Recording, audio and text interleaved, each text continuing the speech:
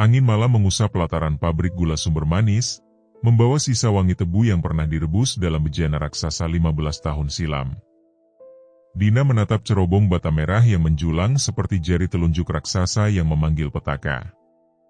Ia merapatkan jaket birunya yang sudah aus di siku, menahan dingin dan kecemasan yang merayap dari kaki ke ubun-ubun. Dina, 26 tahun, karyawan administrasi kontrak, terbiasa dengan angka-angka, rekap gaji, stok aset, arsip surat keluar masuk. Namun akhir-akhir ini, angka yang paling menghantui bukanlah baris-baris di Excel, melainkan angka yang menghitung mundur tabungan untuk operasi ibunya. Ia perlu pemasukan tambahan. Uang lembur tidak cukup. Dan di sudut pikirannya, tawaran Arman dan Bowo terdengar seperti pintu belakang menuju kesempatan. Konten kanal Urban Legend mereka sedang naik. Satu video yang meledak bisa berarti transfer yang berarti. Jumat Kliwon ini, Surya Halim kesini, kata Arman, mata sipitnya memantulkan sinar rokok. Gue dapat kabar dari sopir vendor. Katanya sedan hitamnya kelihatan di gerbang belakang 2 pekan berturut-turut. Kalau kita dapat rekaman ritualnya, apapun itu, kita naik, timpal Bowo, lebih muda, wajah bulat dan selalu menyembunyikan cemas di balik tawa. Dina, lu ikut. Lu kan paling berani. Lagian lu yang bisa buka arsip kantor. Kita perlu alibi. Dina menatap pabrik yang diam seperti binatang tua yang menyimpan napas. Ia menimbang. Keberanian baginya bukan tanpa alasan, melainkan kebiasaan memilih yang paling rasional. Ia butuh uang. Ia juga muak dengan rumor yang selalu berputar tanpa ujung. Jika benar ada sesuatu, biarlah mata kamera jadi juri. Kalau kita ketahuan, tanya Dina. Arman mengangkat bahu. Kita nggak ketahuan. Bowo mengangkat sebotol air mineral. Demi algoritma. Dina tertawa hambar. Demi operasi ibu. Malam itu, kesepakatan terjadi tanpa handshake resmi, hanya 3 napas yang bertemu dalam dingin, menyisakan kabut yang cepat hilang. Nama Surya Halim beredar di koran bisnis dan gosip warung kopi. Pengusaha yang tumbuh dari perkebunan ke properti, selalu dengan foto jas rapi dan senyum seperti garis pisau. Malam Jumat Kliwon, katanya, ia datang ke pabrik ini. Tidak lewat gerbang utama yang berkarat, tapi dari celah pagar belakang, ditemani sedan hitam yang lampunya sering sengaja dimatikan. Ada yang melihat tumpukan kardus di bawah masuk.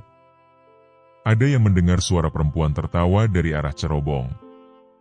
Embok manis, bisik Buarti, petugas kebersihan lama yang sesekali masih datang merapikan ruang kantor direksi demi honor kecil.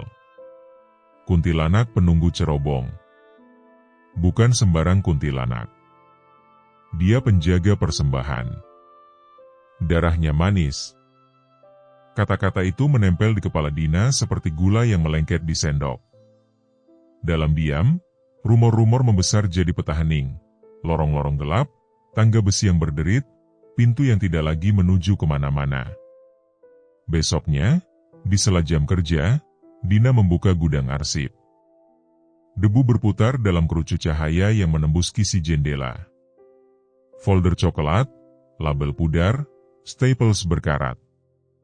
Ia mencari sesuatu yang bisa jadi pegangan, anomali absensi, laporan kecelakaan kerja, surat-surat yang tidak pernah dibalas. Di tumpukan tahun 2009, jelang pabrik ditutup, Dina menemukan laporan hilangnya 3 pekerja perempuan. Nama-nama yang tidak pernah disebut di upacara perpisahan pabrik. Di Marin, ada catatan tulisan tangan, sudah dicari sampai cerobong. Dan ada satu memo internal yang nyaris disobek, jangan libatkan polisi. Biarkan manajemen urus. Punggung Dina merinding. Ia memotret halaman-halaman itu dengan ponselnya. Saat menutup folder, secari kertas jatuh dari sela, daftar nama-nama perempuan, rentang tahun 1960-an sampai 2009. Tinta melebar, tapi bisa dibaca. Di pojok bawah ada tanda seperti tetesan, bukan tinta. Warna merah kecoklatan.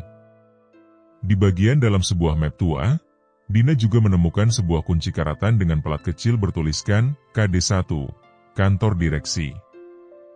Di belakang pelat, ada goresan singkat, jangan buka malam. Catatan ringkas yang terasa seperti peringatan yang datang terlambat. Malamnya, trio menyusun rencana. Masuk lewat gudang tebu roboh di sisi barat, tempat tembok berlubang menghadap rawa. Jam 11 lewat, ketika patroli kota biasanya lewat ke arah sebaliknya. Kamera Arman full battery. Senter kepala. Garam dan gunting kecil di kantong Bowo. Dina membawa fotokopi arsip dan kunci KD1, sebagai penyeimbang antara rasa takut dan rasa ingin tahu. Kalau ada sesuatu, kita mundur, kata Dina. Kalau ada sesuatu, kita rekam, koreksi Arman, tapi mengangguk juga. Ruang turbin seperti katedral besi. Gelapnya memantulkan jejak langkah mereka dalam gema yang tampak datang dari arah yang salah. Di balik turbin, mereka menemukan pintu sempit yang terhalang papan. Ketika Bowo menyingkirkan, aroma amis langsung membekap. Kamar di baliknya kecil, dindingnya dibalut kain mori yang menguning. Di lantai, mangkuk besi berkarat, di dalamnya cairan yang mengering coklat tua. Bau itu tidak tua. Bau itu segar, seperti darah baru yang belum sempat hitam. Ini nggak mungkin. Arman menekan tombol rekam, suaranya tercekat. Kilatan lampu indikator memantul pada cairan yang membeku, membentuk kilau seperti karamel gosong. Tawa perempuan meletik seperti korek api dari dalam cerobong. Tipis, mengejek, menyentuh telinga dan menggelitik saraf. Disusul suara tangis bayi, jauh, tanpa sumber. Dina menoleh ke mulut cerobong, gelapnya seperti mulut sumur yang menatap balik. Di kaki mangkuk, selembar catatan terlipat. Dina meraih, ujung jarinya menyentuh bekas gula merah yang mengeras seperti sirup. Tulisannya seperti digores dengan tangan gemetar, yang kau minta dibayar mata.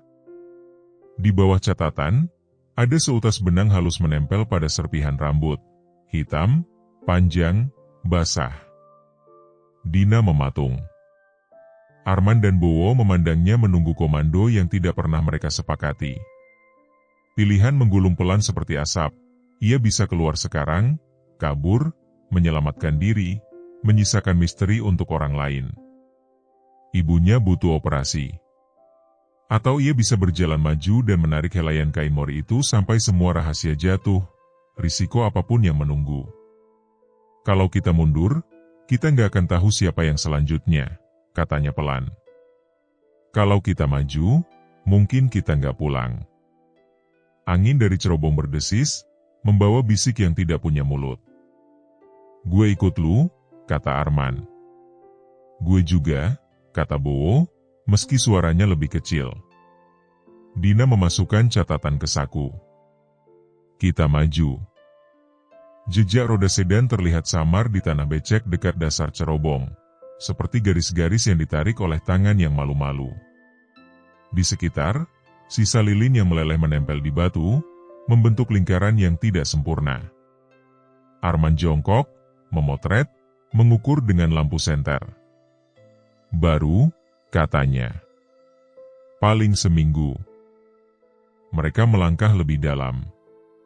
Pagar dalam yang memisahkan ruang turbin dan ruang cerobong terkunci dari dalam. Anehnya, kunci tidak terlihat. Seolah-olah palang baja itu mengerti kapan harus menutup.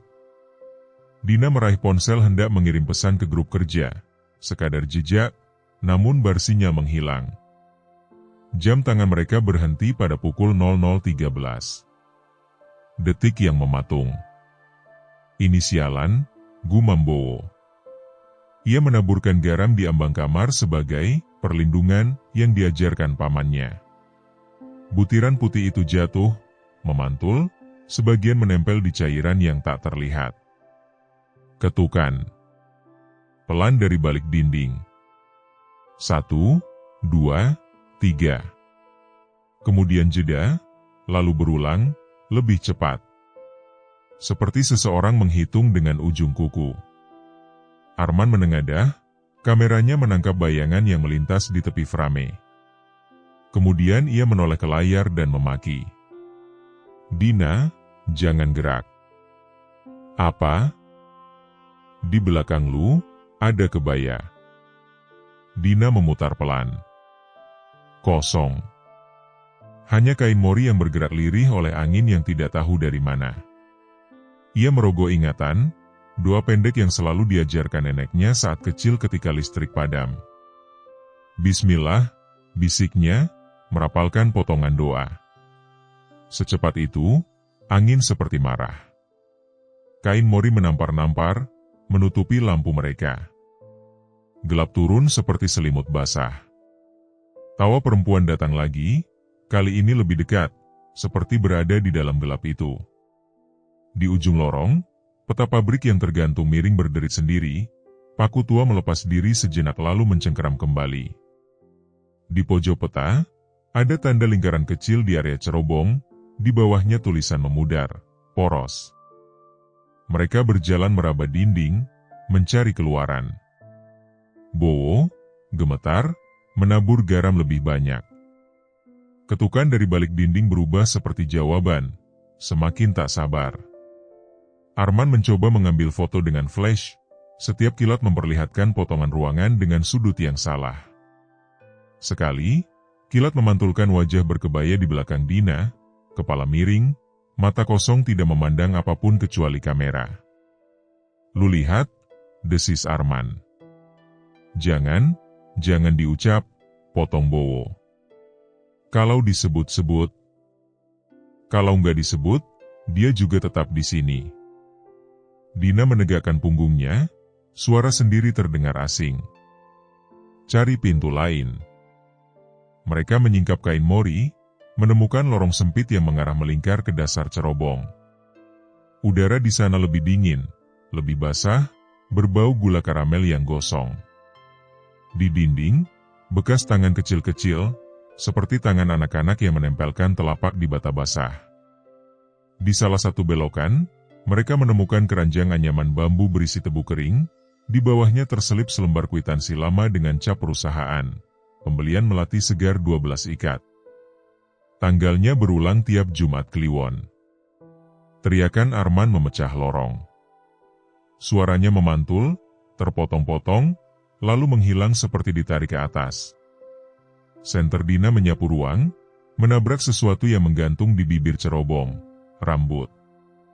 Panjang, basah, bergumpal seperti alga dari sungai yang kotor. Ujungnya meneteskan air yang terasa lengket saat menimpa punggung Dina. "Arman?" Suara Arman tidak menjawab. Hanya ada desis dari atas, seperti napas yang ditahan lama sekali. Dina merogoh saku mencari catatan tadi, hilang. Kosong. Hanya sisa gula merah yang tertinggal pada ujung kukunya. "Din," suara Bowo pecah. Gue kayak pernah denger ini. Nama Surya, kontrak, hutang mata. Pamanku pernah ngomong, kalau ada yang janji kekayaan, yang diminta itu mata yang melihat.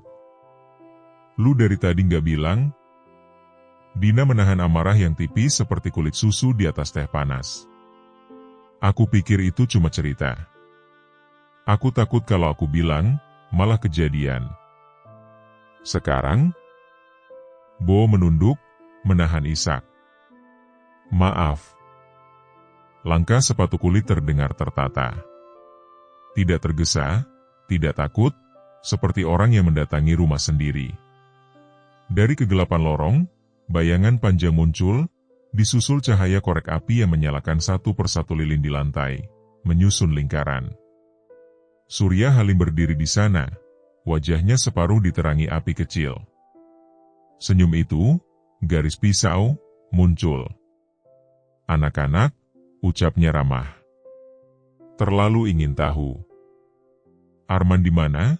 Suara Dina keras, menutupi gemetar. Apa yang kamu lakukan di sini? Surya menoleh ke cerobong sejenak, lalu berbisik, seolah-olah ada telinga lain yang harus diajak bicara. Embok manis, mereka datang tanpa diundang. Tapi mata mereka melihat. Hutang mata harus lunas. Pintu besi di belakang mereka mengatup sendiri dengan bunyi yang menelan harapan. Senter yang mati sejak tadi menyala serempak, menyorot dinding di sekeliling. Di satu sisi, daftar nama karyawan hilang tersusun rapi. Di bagian bawah, tinta basah menoreh nama, Dina. Di sebelahnya, tanggal malam ini. Bowo jatuh terduduk. Dina memejam sebentar, lalu membuka mata dengan tenang yang dipaksa. Kalau kontrak minta mata, ambil punyaku. Lepaskan teman-temanku. Surya tertawa ringan. Tidak semudah itu. Kontrak menuntut mata yang melihat rahasia. Satu mata cukup, biasanya. Tapi kadang-kadang, rahasia terlalu banyak. Tawa perempuan menjawab dari atas, kali ini berlapis, seperti lebih dari satu. Tangis bayi menyusup di sela-selanya, membuat kulit tengkuk Dina berkeringat dingin. Di lantai, lilin-lilin membentuk pola spiral yang ketika dilihat dari atas akan tepat berada di bawah mulut cerobong, sumbu yang memutar yang hidup dan mati. Di lantai dekat lilin, tergeletak album foto tua, kulitnya retak seperti tanah kering. Entah siapa yang menaruhnya. Dina meraihnya, membuka halaman demi halaman yang berisi wajah-wajah pekerja pabrik di masa lalu. Perempuan berkain, laki-laki berkaos singlet, anak-anak kecil yang mengantuk. Di halaman tengah, ada foto seorang perempuan hamil, berdiri di samping cerobong, wajahnya setengah menoleh. Dina tercekat.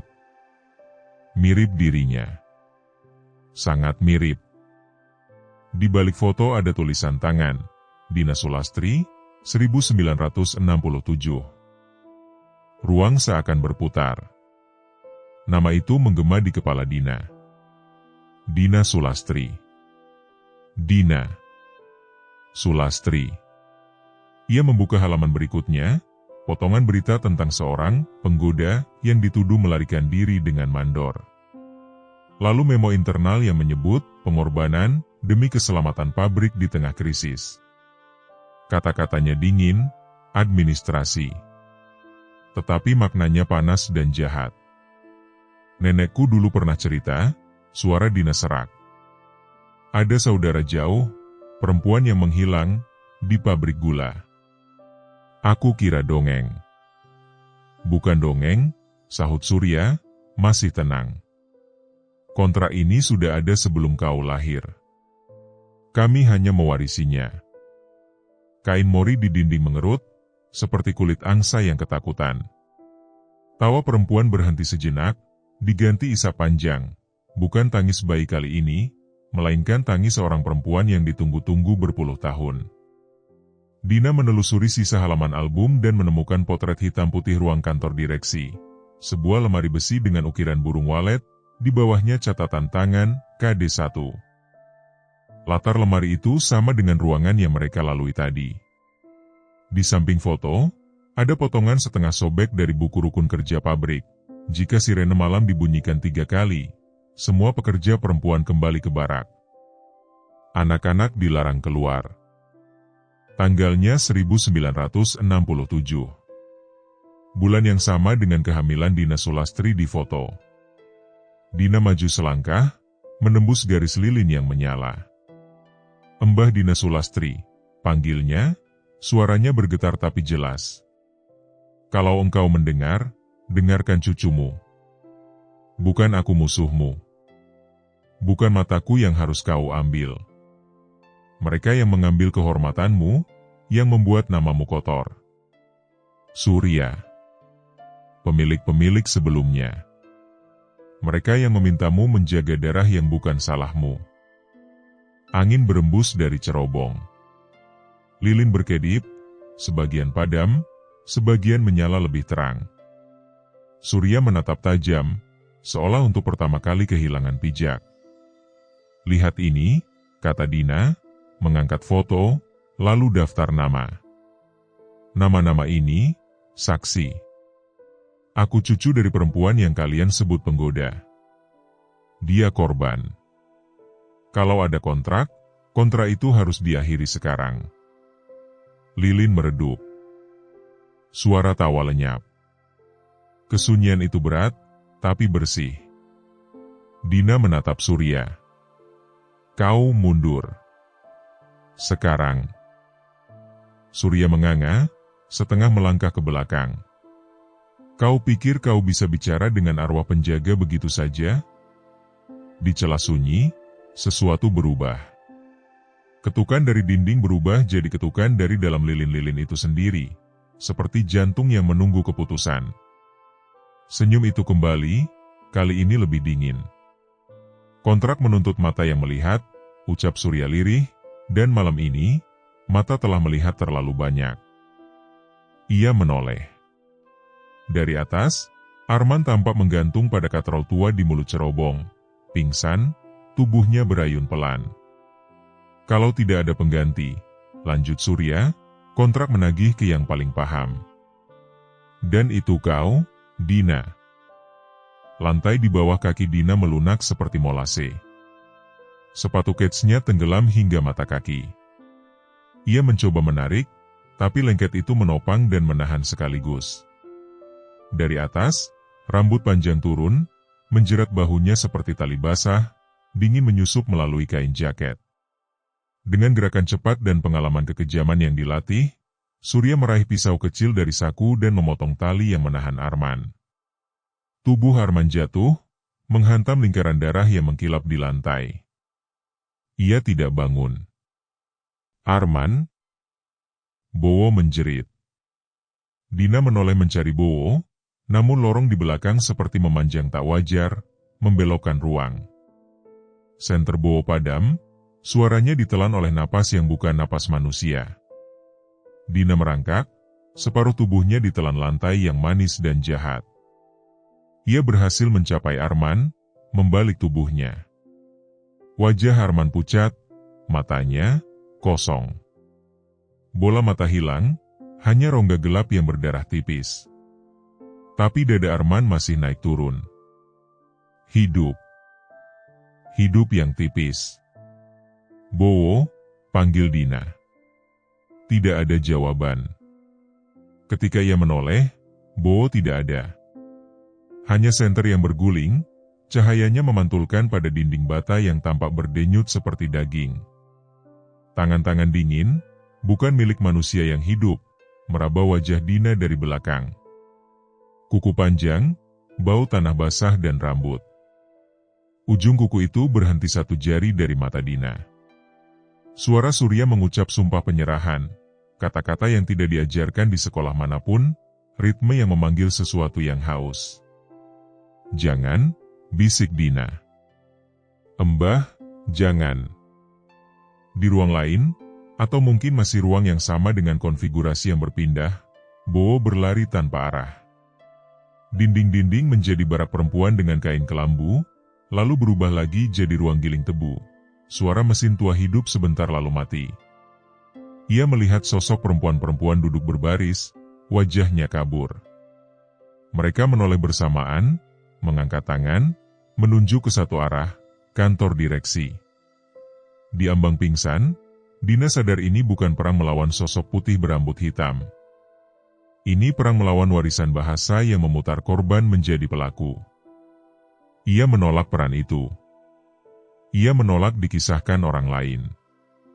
Ia menarik napas dalam, merobek selembar kain mori, menaburkan gula merah yang ia temukan di mangkuk, mencampurnya dengan darah dari luka kecil di telapak tangannya.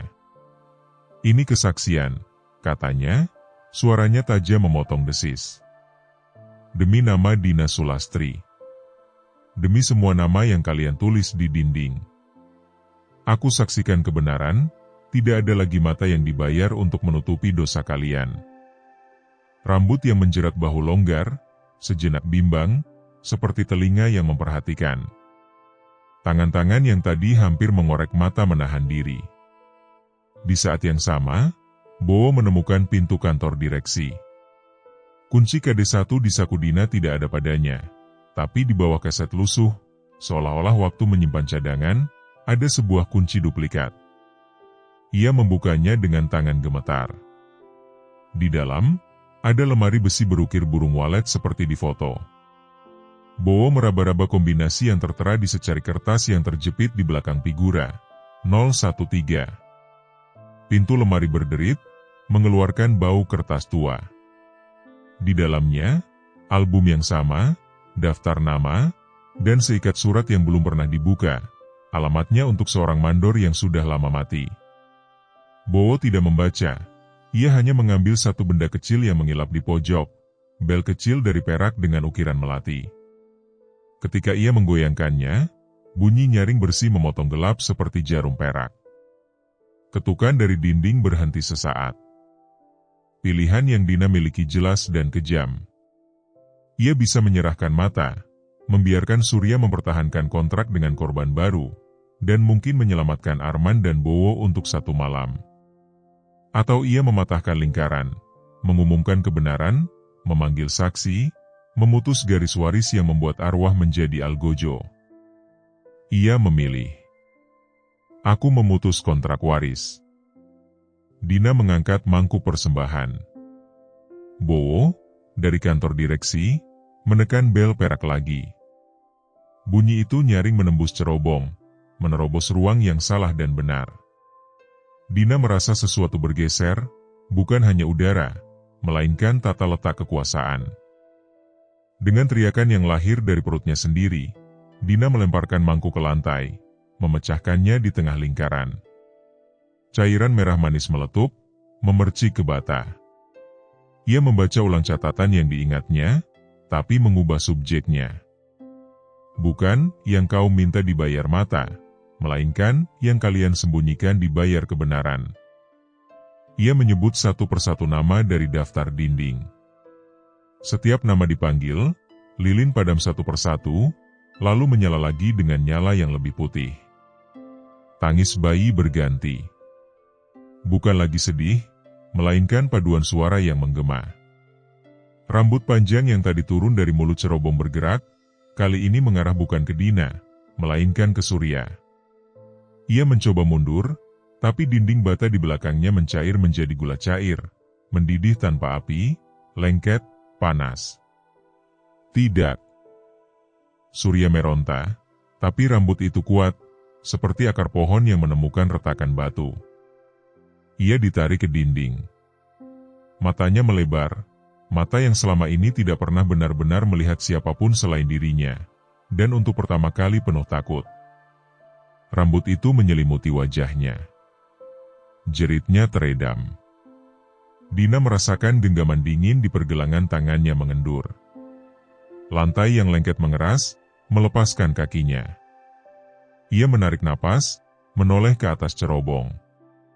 Di sana, di tepian gelap, sesosok perempuan berkebaya berdiri. Wajahnya tidak lagi kosong, ia memiliki mata, bening seperti tetes tebu pertama, dan ia menatap Dina bukan sebagai mangsa, tetapi sebagai darah daging. Anak, suaranya bukan suara, melainkan rasa. Kau menulis ulang. Keheningan turun perlahan seperti hujan yang habis.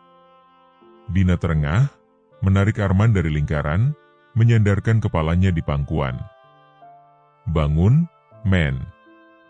Tolong bangun. Arman mengerang pelan. Kelopak mata yang kehilangan bola mata bergerak tanpa arah, air mata darah menetes. Ia hidup. Satu mata, satu sayatan takdir. Bowo muncul dari kegelapan, wajahnya abu-abu, tangannya gemetar memegang kunci dan bel perak. Aku dikasih ini, katanya. Suara perempuan yang lembut, bilang, buka kantor direksi. Mereka bertiga, dengan sisa tenaga, membawa Arman ke ruang kantor direksi. Dina menyalakan semua saklar lampu yang masih berfungsi. Ruangan tua itu terang mendadak, debu berkilau seperti salju tipis. Ia meletakkan album foto dan daftar nama di atas meja panjang, merapikannya seperti arsip yang harus dihormati. Ia menggantung bel perak di paku dekat jendela yang menghadap cerobong. Suara sirene. Entah bagaimana, di luar, ada cahaya lampu mirip strobo. Pintu depan yang tadinya terkunci terasa lebih ringan. Dini hari merangkak ke fajar. Polisi datang, entah karena laporan warga yang melihat cahaya, atau karena kontrak lain yang lebih tinggi memanggil mereka. Mereka menemukan ruang persembahan, mangkuk yang pecah, bekas lilin, dan bercak yang diuji kemudian. Media menyusul, lensa-lensa yang biasanya memburu sensasi, kali ini memantulkan nama-nama yang hilang. Di halaman pabrik, orang kampung membacakan nama-nama itu dalam upacara sederhana. Bukan untuk memanggil arwah, melainkan untuk memulangkan mereka. Arman selamat, tetapi kehilangan satu mata. Bowo duduk berhari-hari di beranda rumahnya, memandangi langit, tidak lagi bercanda sebanyak dulu. Dina mengisi formulir kesaksian, menandatangani kertas-kertas yang memberatkan pewaris ritual lebih dari satu generasi. Ia juga menulis surat untuk ibunya, mengatakan bahwa operasi akan dilaksanakan, dan bahwa ada hal-hal yang harus diceritakan nanti, pelan-pelan, tanpa menakut-nakuti. Di kantor direksi, lemari besi kini tidak lagi menjadi peti rahasia, ia menjadi etalase saksi. Album, daftar nama, kunci KD1, dan bel perak ditempatkan rapi. Di dinding, peta pabrik diluruskan, lingkaran kecil di area cerobong dibiarkan sebagai tanda pelajaran. Pagi hari, cerobong mengeluarkan uap tipis beraroma tebu terbakar. Dina berdiri di halaman, memandang jejak tangan wanita yang seperti terukir di permukaan bata. Ia berjalan menjauh, menutup satu mata sejenak, bukan karena takut, melainkan untuk mengingat harga yang hampir ia bayar, lalu membuka kembali. Di kaca spion mobil terbengkalai di tepi pelataran, ia melihat bayangan perempuan berkebaya tersenyum. Senyum yang bukan lagi ejekan, melainkan ucapan terima kasih. Bayangan itu lenyap ketika sinar matahari menyentuh kaca. Di minggu-minggu setelah peristiwa itu, nama Surya Halim memenuhi berita. Pengacara-pengacara datang dan pergi. Ada yang mencoba menyebut Dina pembohong, pembuat konten yang haus sensasi. Tapi ada dinding bata yang mencair dan membara, ada sisa cairan yang diuji, ada saksi-saksi tua yang akhirnya berani menyebut tahun dan malam. Dan di setiap cerita, ada alur yang sama, pabrik yang bertahan terlalu lama di atas sesuatu yang seharusnya tak pernah dipijak. Dina kembali ke ruang arsip, kali ini bukan untuk mencari rahasia, melainkan untuk mengembalikan. Album foto dikemas, daftar nama dilaminasi, ditempatkan di lemari kaca di kantor direksi. Lahirlah ruangan kecil yang disebut orang-orang sebagai rumah saksi. Anak-anak sekolah datang, dipandu guru, membaca nama-nama dengan suara lantang. Beberapa orang menaruh setangkai melati. Ada yang menaruh segenggam gula merah. Arman belajar berjalan dengan keseimbangan baru. Ia mengganti kamera jadulnya dengan alat perekam suara. Katanya, kadang yang penting bukan apa yang tampak, tapi apa yang bunyinya tidak mau hilang. Kanal mereka berubah haluan, dari berburu sensasi menjadi arsip cerita setempat. Video pertama setelah kejadian berjudul, Cara Mendengar Yang Benar. Bowo perlahan kembali bekerja. Ia mengambil kelas malam tentang keselamatan kerja dan sejarah industri gula. Di suatu sesi, ia berdiri, bersuara pelan tentang hari ketika ia menabur garam dan ketukan menjawab. Ia tidak minta maaf pada penonton. Ia minta maaf pada dirinya sendiri karena menunggu terlalu lama untuk percaya pada kata orang tua. Di akhir kelas, ia memberikan sebuah bel perak kecil kepada dosennya. Untuk tanda masuk. Supaya kita tahu kapan harus berhenti. Di rumah, Ibu Dina menjalani fisioterapi pasca operasi. Di meja makan, ada gula pasir dalam toples kaca, ada gula merah dalam wadah tanah liat. Dina menaruh label kecil, manis yang jujur. Mereka tertawa. Kadang-kadang, di malam yang terlalu sunyi, Dina menyalakan bel perak, nyaring, sekali saja, dan tidur tanpa mimpi buruk. Kantor direksi dibuka tiap Sabtu. Ada buku tamu. Di halaman pertamanya, Dina menulis dengan huruf yang tenang, kesaksian bukan untuk mengutuk masa lalu, melainkan untuk memastikan masa depan tidak menagih mata. Di halaman berikutnya, seseorang menulis, "Saya cucu Buarti. Terima kasih sudah menyebutkan nama-nama itu."